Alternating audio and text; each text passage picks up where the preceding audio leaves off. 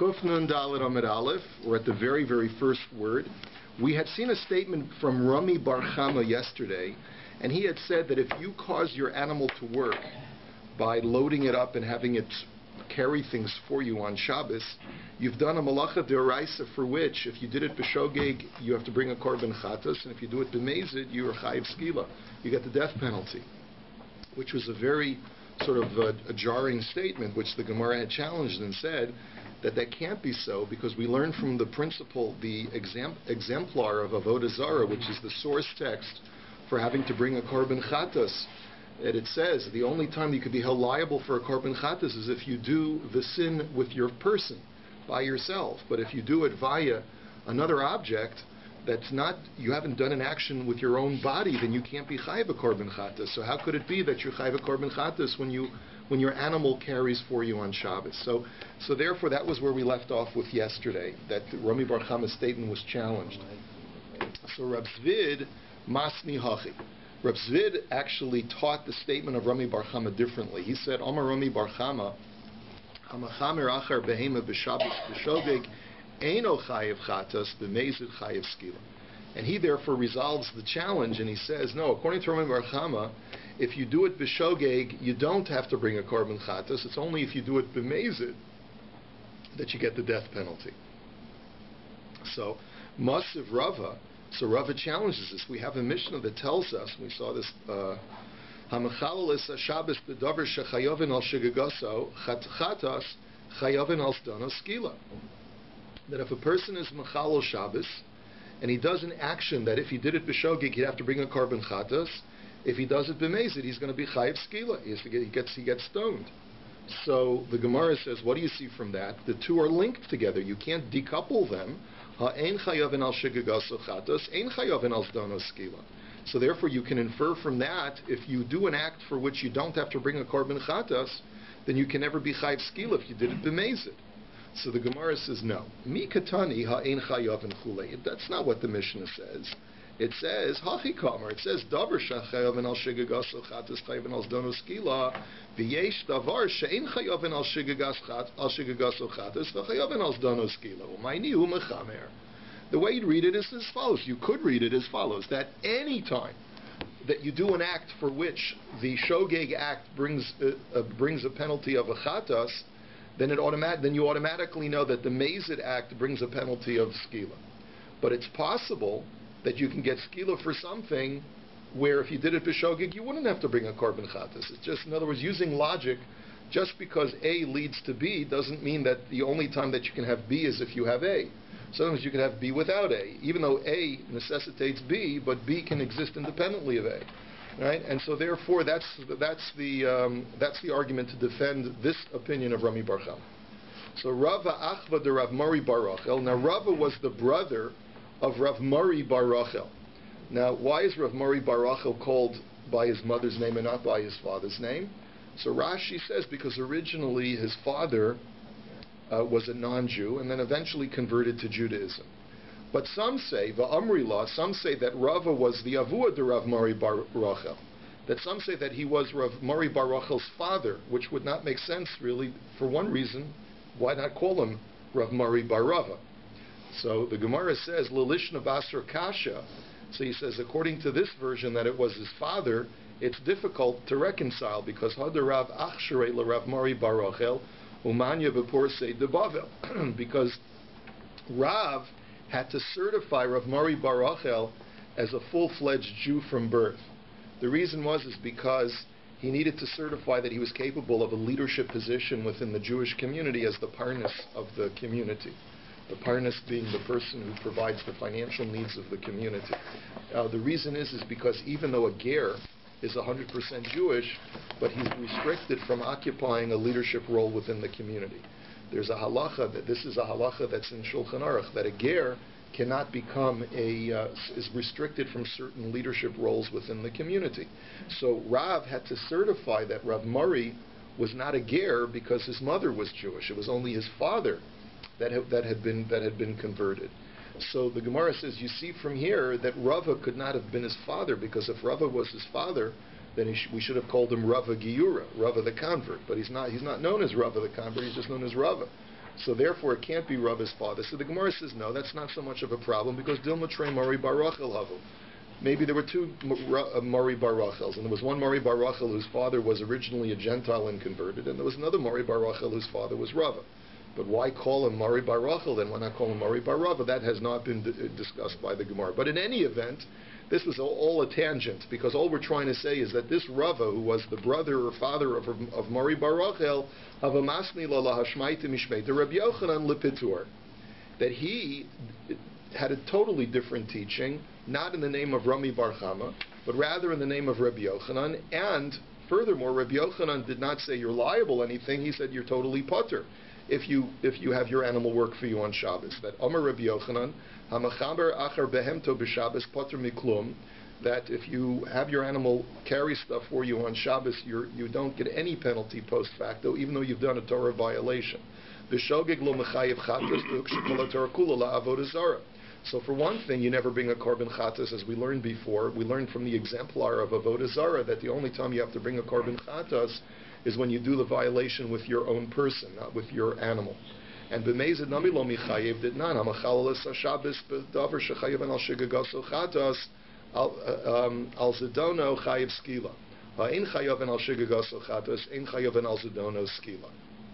And so he did make the inference from the Mishnah that we challenged before, but he feels that it is a valid inference, that since the Mishnah says that the only time that you get stoned is if you did it b'shogeg, you'd have to bring a korban chatas, then once we know that for being machamir, your animal, you don't have to bring a korban chatas, you're never going to get skila even if you do it b'mezid. Okay, so therefore we've let you off the hook from chatas, we let you off the hook from skila, and then finally, belav nami lo michayev, and you can't be held liable for a regular mitzvah lo saseh, for which the penalty is lashes. Why? Even though the Torah says lo saseh chol malacha ato uvehemtecha, you do not work nor your animal, and therefore you could say, well, at least give him lashes because it's a regular mitzvah lo saseh. Dahavale lav shenitein lazaras mispas based, and b'chalalav shenitein lazaras mispas based, nein lokin alav. For a very simple reason, there's a principle called lav shenitein lazaras mispas based, and that a mitzvah lo saseh, which in most circumstances is used to tell me that which I'm not allowed to do, for which the penalty is the death penalty. Meaning, the Torah writes there are certain averas that if you do them, you get the death penalty. The Torah has to first tell me, don't do it, and then it says, and if you do it, you get put to death. So if the statement A, which is don't do it, is usually coupled with the statement B, which is if you do it, you get the death penalty, then statement A cannot be used as a regular mitzvah lo saseh for which the punishment is anything other than the death penalty. So since this commandment of don't do work, you and your animals, is normally used to couple it with if you do it, you shall get the death penalty, you cannot apply it to a regular mitzvah lo saseh for which the penalty is lashes. So that's at least according to one opinion in the Gemara, that once a lav, in the majority of cases, is coupled with the onesh, the punishment of death, you can't use it to give any other penalty other than the death penalty. So, and the Gemara says, Vafilu Laman Amar Lokin, and even there's another opinion in the Gemara that says that no, if the Torah says don't do something, even if that statement of don't do it is normally coupled with a penalty of death, you still could decouple it and use it independently for situations where the penalty is not death to give a person lashes. But in this case, even that Manda Amar would agree that you don't get lashes here. Why? Because Lichtov Rachmana lo sasach omalacha uvehemtecha. Ata lamali, right? Who niu de michayev behemta lo michayev. Because of the language of the verbiage of the pasuk over here is exceptional. It says, you shall not do any work, you nor your animal. So the word ata is superfluous. The word you is superfluous in the pasuk. Why does the Torah write you? It's coming to teach me that the only time that we can penalize you for doing malacha is when ata, is when you do the malacha.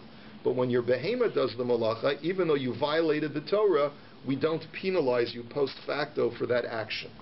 So that's how I know, it says Rabbi Yochanan, that when you have your animal work for you on Shabbos, even though you've violated the Torah, there is no penalty post facto. Again, the penalty could then be understand. It's not that you get off scot-free. You still, but Shemayim, you still, I mean, Yes, when we say a penalty, we mean a human right, penalty. But we always understand that if there's no human penalty, then it's understood. Yeah, God will equalize things in His own realm. Okay, good. All right. Now, higia lechotzer hachitzona. The next thing that the Mishnah had said. Remember, we had said that it's possible to have your donkey continue walking all the way until he gets to the courtyard, and then once he gets to the courtyard, you can take off the objects that are off its back that are non-muktzah, and those objects that are muktzah, you can untie the saddle bag or the saddle apparatus and let the bags fall to the floor, and you leave them there until after Shabbos. So, Amar Rav Huna, Haisa behemto tu'una klei zechuchis, mevi karim uchesasos uminiach tachteha, umater hachavolim v'hasakin noflim. That if the animal is carrying glass utensils, in which case, by untying them and letting them fall to the floor, they're going to shatter. So what you should do is bring pillows and cushions so that when you untie it and they fall to the floor, they won't shatter. We're talking about in the middle of the courtyard now, no? Yeah, we're talking about in the courtyard. Yeah, so now the Gemara says, V'hanan tnan notel es hakelim hanitolim b'Shabbos. But one second. The only time that you have to untie the saddle is when the kelim are muktzah. But if you're dealing with glass utensils, why should they be muktzah? You should just take them off normally. The Gemara answers, Kikamu Rav Huna bekarnei de'umna de lo chaz yalei. So the Gemara says, because we're talking about glass utensils which are used in the art of bloodletting. So what they used to do is they used to have cone-shaped pipettes that would be sharp on one end. You'd use it to puncture the skin, and you draw blood that way. So these were used multiple times because it was before the sterilization and the mass production of glass, right? So this guy has these utensils. He's not going to use them to drink a martini out of it because it's disgusting. It's most because it's being used with human blood. So therefore, he's got no use for them on Shabbos. You can't bloodlet on Shabbos. So therefore, that's why they're muktzah. So frak the Gemara b'hakam avatel kli mehe chano. But we learned also that you're not allowed to deliberately have muktzah rest upon an object that's non-muktzah, because you're causing that bottom kli to be no longer usable on Shabbos. And you're not allowed to. Making a kli no longer usable on Shabbos is almost like demolishing a kli on Shabbos, which is aser. So the Gemara says, b'shlifi zutri. The answer is we're talking about small glass utensils that once they hit the pillow, you can just tilt the pillow slightly and it'll roll off, and it'll roll to the ground gently, and that way the pillow will still be usable. So, can I ask another question? I thought that when you have like when you want to open a can or something, you destroy the kli so that you haven't created something. Isn't that one of the ways we handle? Yes, but this is different here. That's to avoid creating a kli on Shabbos. Here, it's not that you have a kli and you're destroying it. You are taking something that's non-usable as a kli because it's completely sealed, and then you're making it still unusable by destroying it in the process of opening it, so that you prevent it from being creating a kli. So the Gemara now over here says, Meisvei, so let's challenge this. Ha'isa behemto te'una tevel va'ashashios. There's a brisa that says that if the animal was laden with either muktzah grain because it was untithed, or with glass utensils, mater esachavolim ve'hasakin oflim ve'afal pisha mishtabrim. So then you have to untie the saddlebag because you can't handle the objects directly. Let them fall to the ground. Even if they're going to break, they have to break. So the Gemara says, you see from here that you're not allowed to take cushions to break the fall. The Gemara answers, Hasam bekulsa. The answer is there we're talking about a certain kind of glass, thick glass, which is meant to be shattered anyway. The reason is because this is like, I guess you'd say, industrial grade glass, which is meant to be melted down to create window panes and things like that. So you need to shatter it anyway in the process of melting it down to create other things. And therefore, it's not a big deal for you to let the glass fall to the ground. And therefore, we don't justify taking pillows and such for this kind of thing because it's not a big deal if it shatters. The only time we give you the heter to get pillows is if you want to protect the kli from being broken. So, dikanami dekatani dumi de tevel. Ma tevel de lo chazile, af hachanami lo chazile. You can be medayik that this is the case from the fact that the The two examples that are provided are tevel and glass. Just like tevel has no use in its current state, so too this glass has no use in its current state, and that means that it needs to be processed before it can be used, and therefore it's no big deal to let it break.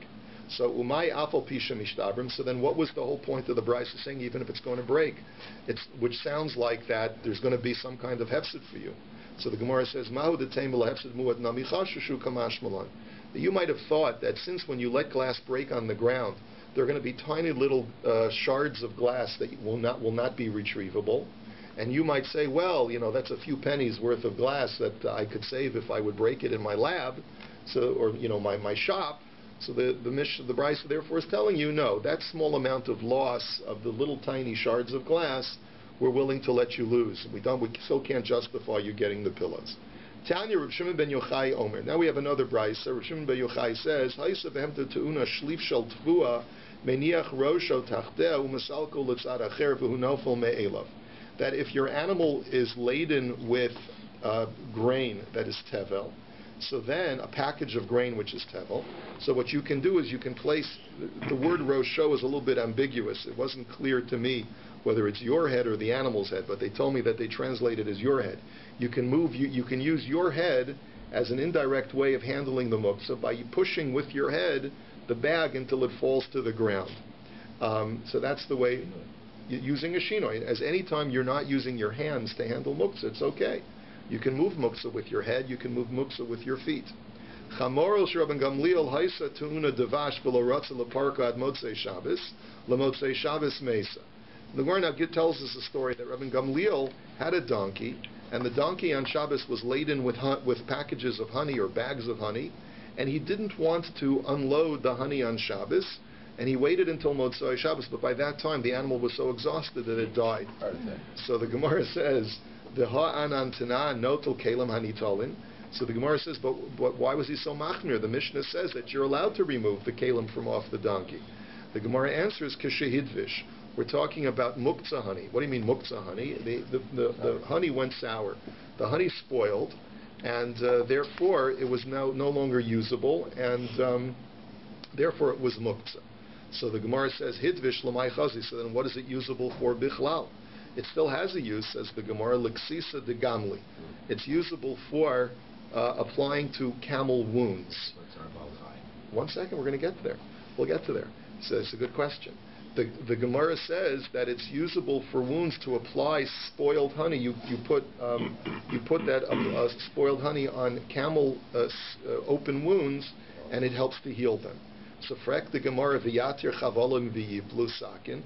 So the Gemara says, okay, fine. Let's say that they are muktzah, but at least untie the saddle, so let it fall to the ground. The Gemara says mitzvah ruziki. The answer is because he was worried that the containers, the flasks, would break. The Gemara says, so then bring pillows, like we said, by glass containers that are muktzah. So the Gemara answer is metanfi kumavatal kli me'echano. There, because these flasks or bags were all dirty on the outside from the sticky honey, the concern is that by putting cushions underneath, they would dirty the pillows, make them no longer usable, and that would be completely making them no longer usable on Shabbos. And like we said, making a kli no longer usable on Shabbos is like demolishing a kli, which is not permitted. So frek the Gemara v'ha'ika tsar balei chayim. This is Harold's question. What about tsar balei chayim? So the Gemara answers, which is an excellent question, because how can you stand by and watch an animal suffer? The Gemara says, Ksavar tsar balei chayim derabanan.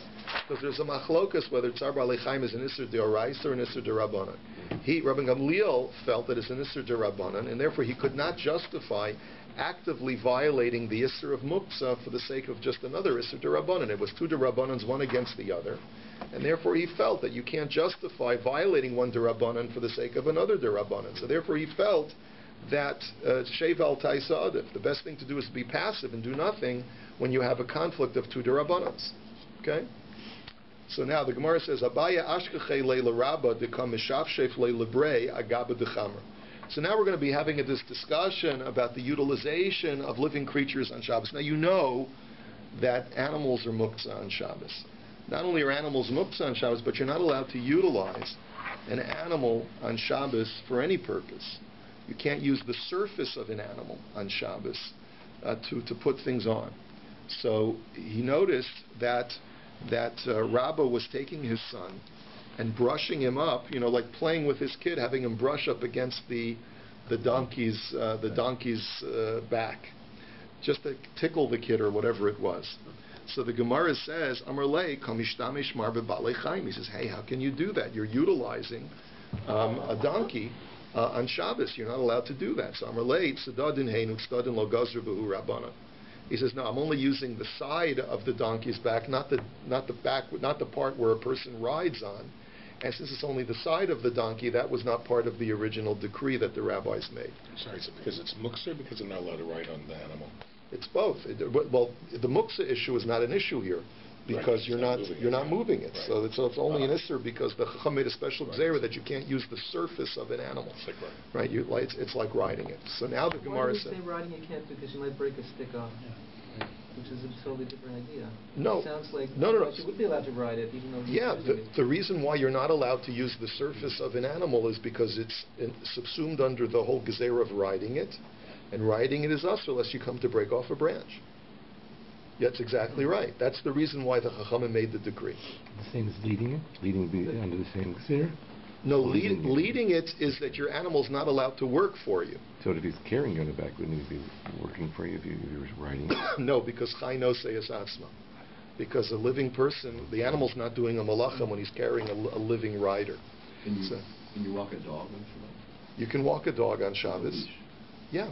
There's nothing wrong with leading an animal on Shabbos. There's a problem with utilizing the surface of the animal that is normally its utility surface, and there's an isser of picking up or moving an animal on Shabbos.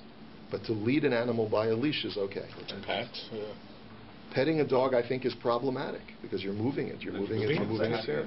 You're moving its hair. You're moving its hair. How do you put the leash on?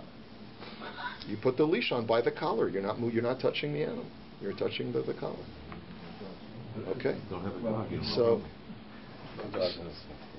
So the Gemara now says, minot temra. So how do you know? Where do you get this idea that sedadim is mutter, that you're allowed to use the side of an animal, just not the top surface of the animal? Ditnan, and I'll prove it to you because it says matir hachavolim v'hasakin noflim. So because our Mishnah says that you can untie the saddlebag and the bags fall down. That was the case of our Mishnah, right? So my lav bechever gavalki dahavelut stadim utstadim lo gazr b'hu rabbanan. So the Gemara makes an assumption. Now there are different ways of attaching saddlebags to a donkey. I'm no expert on this subject. Last time I rode a donkey was probably somewhere. I don't think I've ever ridden a donkey. I've ridden a horse and I've ridden a camel, but I've never attached saddlebags to any animal, any beast of burden, so I know absolutely nothing about this. But what the Gemara is here describing is different methods of attaching and detaching saddlebags from off a donkey. The method that the Gemara is describing here, which is called gavalki, is the process whereby that the saddlebags are attached by a knot that's on the top of the animal, and the only way to undo this knot or this clasp is by giving some slack to the attachment by lifting up both saddlebags and propping them up against the side of the donkey, so that now you can undo the clasp that's holding the two saddlebags together. So the Gemara says you're utilizing the sides of the donkey in order to be able to undo the clasp. So you see that utilization of the side of the animal is not prohibited. So the Gemara says, no, you can't bring a proof here. So, lo, the chever agalvalki de lo havutsta deninami belechta. So the Gemara says, no, there are two other types of attachments that you don't have to utilize the sides of the donkey in order to undo the clasp. And the two types that the Gemara is describing, I can't tell you that I understand it completely, but basically it works like this. One kind of attachment is where you just have to undo a ring, and by the undoing of the ring, the bags fall down. You don't need to pick up the saddlebags to provide slack in order to undo this ring.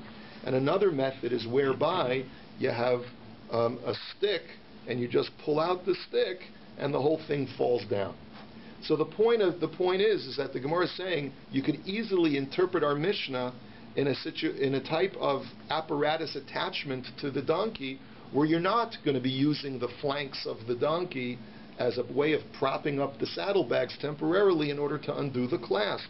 And therefore you can't bring any proof from our Mishnah that stadim, that using the sides of an animal is permitted on Shabbos. So Esve. So now let's bring a challenge to this idea that you're allowed to use the stadim of the animal. Now let me just, to just set up this challenge, the rabbis made two gezeras which are directly analogous.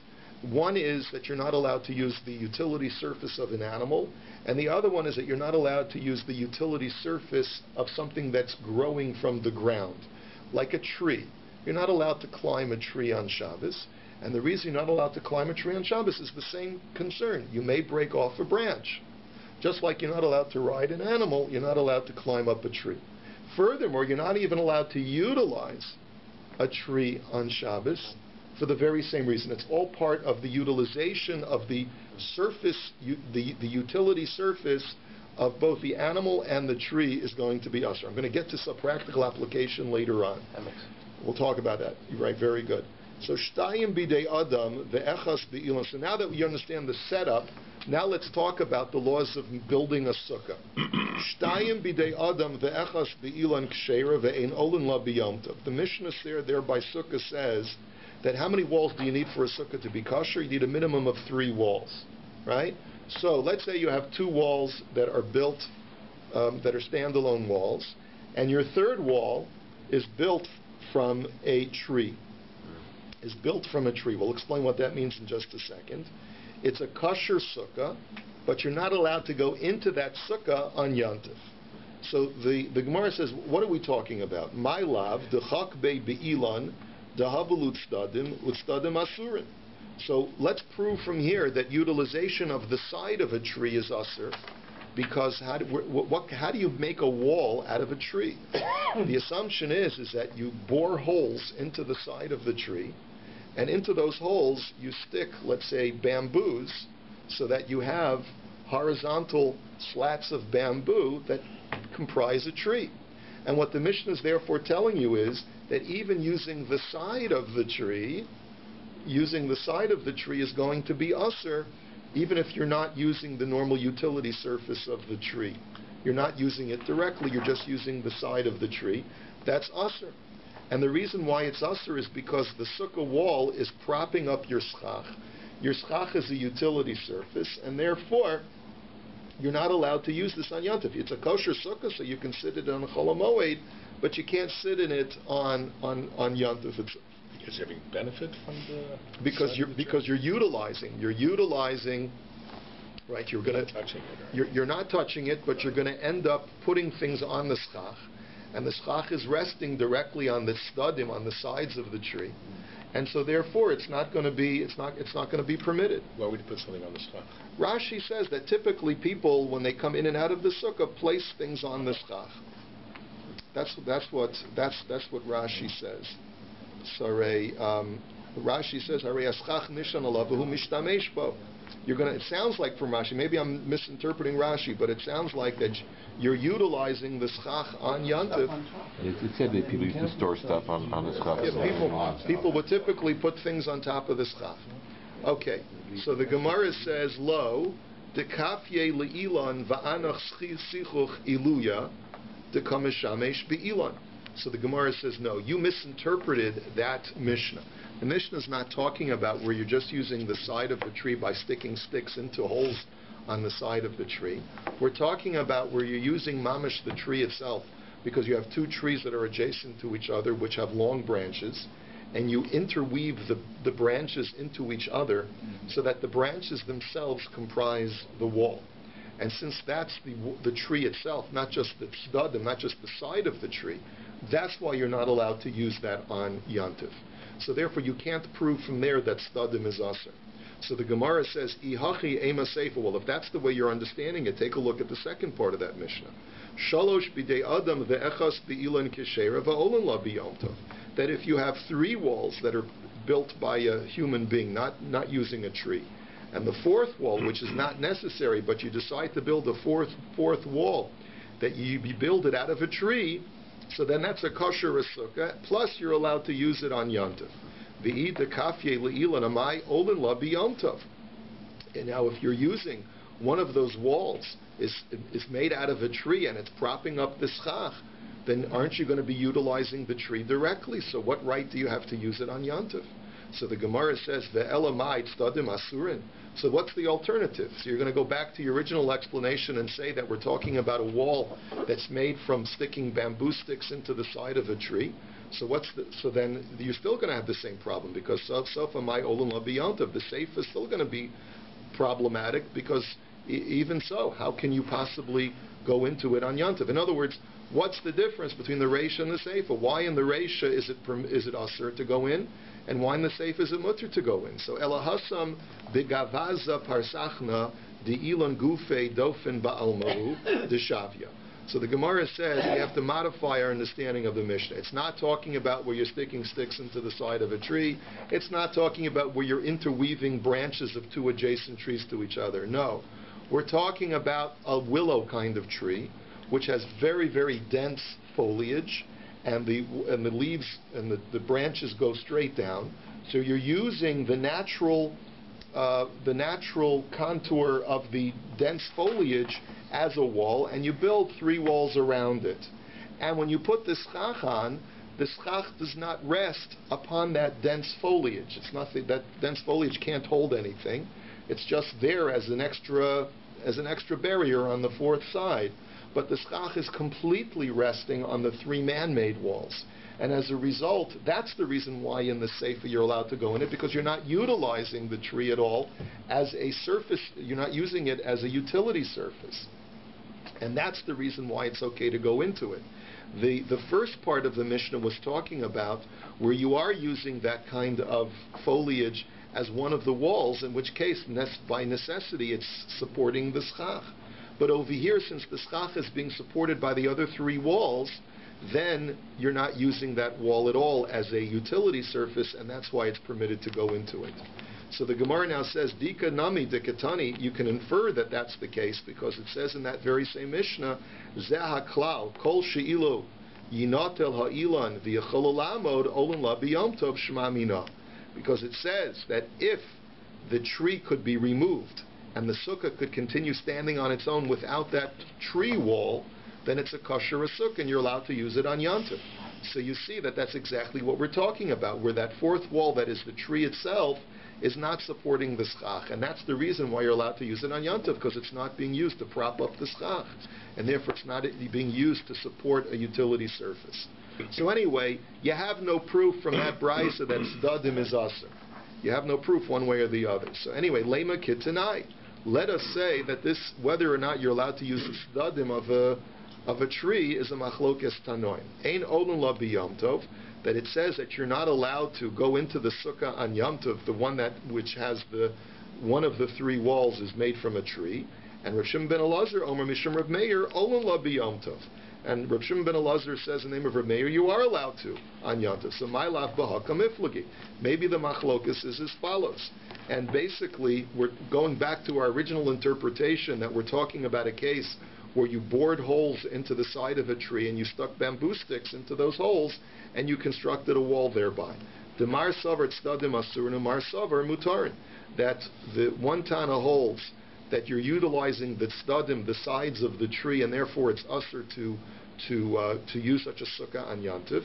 And the other mando Amar says that it's mutter to use the tzdadim. So Amar Abaya lo. The kuli alma tzadin asurin v'hacha b'tzidei tzadin kamiflagi mar savar tzidei tzadin asurin mar savar tzidei tzadin mutar. Abaya says no, that's not the pshat. Here you're not just utilizing the side of the tree. Utilizing the side of the tree would be when I have something protruding from the tree and I put something directly on that which is protruding from the side of the tree, like the bamboo. But over here, I'm putting schach on top of the bamboos, so it's an indirect usage of that which is protruding from a tree. Because it's an indirect, which we call tzidei tzdadim, the sides of the sides, therefore that's the machlokes, is tzidei tzdadim as usher as tzdadim or not. So really, says Abaye, it could be everyone holds that the tzdadim of the tree is aser, and the machlokus is, since this is even more direct than the tzdadim, is it considered to be mutter or aser? And Rava Amar, Manda aser b'tzdadim, aser nami b'tzidei tzdadim, madashari b'tzidei tzdadim, shari nami b'tzdadim. And Rava says, I disagree. If one is aser, the other one is aser. If one is mutter, the other one is aser. If it's aser to use tzdadim, it's also aser to use sidei tzdadim. And if it's mutter to use sidei tzdadim, it's also mutter to use tzdadim. I don't see the distinction that you're drawing, Abaya. As it turns out, halachically, we go like this principle of Abaya, that you're not allowed to use the tzdadim of a tree, but you are allowed to use the tzidei tzdadim of a tree. So what's the practical application? Like Mendel had said, using a hammock on Shabbos. Are you allowed to sit in a hammock? So it depends how the hammock is attached to the tree. If the hammock is attached to the tree in the simple way, where you take the rope of the hammock and you just tie it around the tree, so then it's aser. It's aser to use the hammock because you're using the tzdadim of the tree. But if, let's say, you drill a hook into the side of the tree and you tie the rope to the hook, so then it's mutter. Then it's mutter, and that's actually a halacha l'maisa. So if when I've built hammocks in my back, I had a hammock once when I was living in San Diego, and I was a man of leisure, and just lying out in the middle of San Diego. You're just learning while you're. Of course, I was thinking. I was deeply immersed in pensive thought of Torah, right? Lying in my hammock on a Shabbos afternoon. So the hammock you can tie to a hook, which is attached. Then you attach the rope of the hammock to the hook, but you can't attach the rope directly to the tree. It seems like children swing. The same people tie. Children swing. It's the same thing.